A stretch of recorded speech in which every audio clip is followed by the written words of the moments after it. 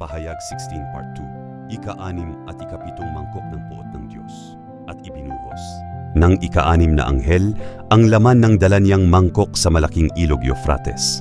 Natuyo ang ilog upang magkaroon ng landas para sa mga haring mula sa silangan. At nakita kong lumalabas mula sa bunganga ng dragon, sa bunganga ng halimaw, at sa bunganga ng huwad na propeta, ang tatlong karumaldumal na espiritong mukhang palaka. Ang mga ito'y mga espiritu ng mga demonyong gumagawa ng mga kababalaghan. Pinuntahan nila ang lahat ng hari sa daigdig upang tipunin para sa labanan sa dakilang araw ng Diyos na makapangyarihan sa lahat. Makinig kayo, ako'y darating na parang magnanakaw. Pinagpala ang nananatiling gising at nag-iingat ng kanyang damit. Hindi siya lalakad na hubad at hindi mapapahiya sa harap ng mga tao.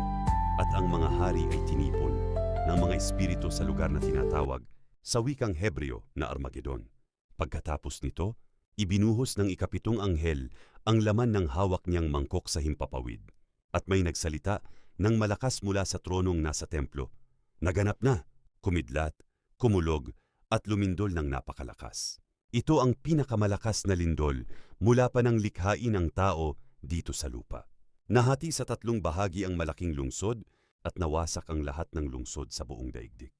Hindi nga nakaligtas sa parusa ng Diyos ang tanyag na Babilonya. Pinainom siya ng Diyos ng alak mula sa kopa ng kanyang matinding poot. Umalis ang lahat ng mga pulo at nawala ang lahat ng mga bundok. Umulan ng malalaking batong yelo na tumitimbang ng halos 50 kilo bawat isa at nabagsakan ng mga tao. At nilapastangan ng mga tao ang Diyos dahil sa nakakapangilabot na salot na iyon. Kaibigan, habang may panahon pa, magsisi at manumbalik sa Diyos.